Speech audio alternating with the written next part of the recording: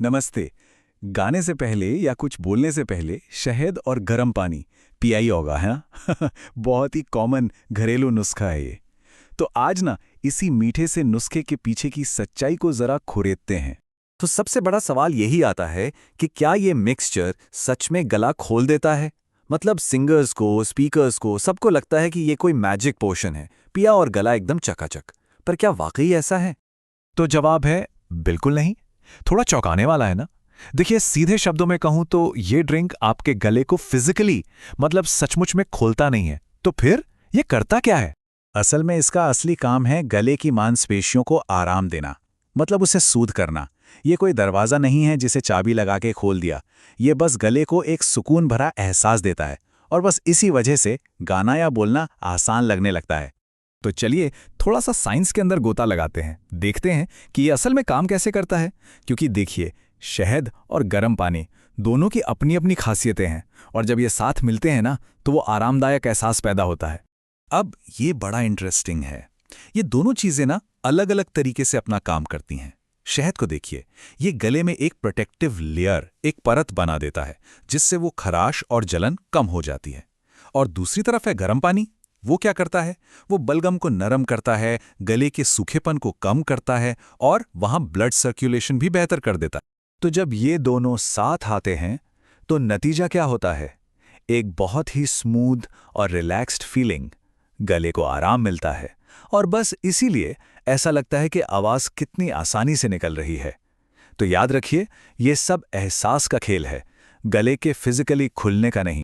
अच्छा, तो अब ये तो समझ आ गया कि ये काम क्यों करता है। तो अब सवाल ये है कि इसे बनाया कैसे जाए, वो भी सही तरीके से, ताकि इसका पूरा पूरा फायदा मिले।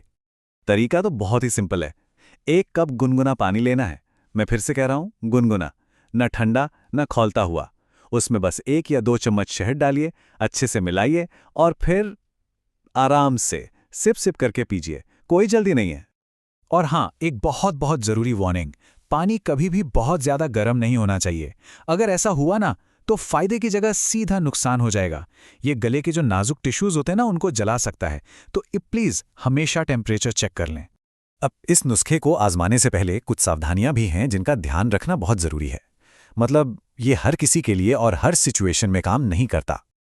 सबसे पहले 1 साल से छोटे बच्चों को शहद कभी नहीं देना चाहिए। ये उनके लिए खतरनाक हो सकता है। दूसरा, अगर किसी को डायबिटीज़ है तो शहद लेने से पहले अपने डॉक्टर से बात ज़रूर कर लें। तीसरा, अगर शहद से एलर्जी है तो भाई इससे दूर ही रहें। और आखिर में, ये कोई जादू की छड़ी नहीं है कि पिया और ऊंचे सुर लगने लगे। ये सिर्फ आराम के लिए है, परफॉर्मेंस बूस्टर नहीं। तो जो सबसे बड़ी बात हमें याद रखनी है वो ये है, ये नुस्खा सिर्फ कंफर्ट के लिए है, आराम के लिए। ये किसी बीमारी का इलाज नहीं है। अगर गले में लगातार दर्द है या कोई और दिक्कत है तो प्लीज़ डॉक्टर को दिखाइए। ठीक है, तो शहद और गर्म पानी एक अच्छी चीज़ है, लेकिन ये एक पूरी वोकल हेल्थ रूटीन का बस एक छोटा सा हिस्सा है।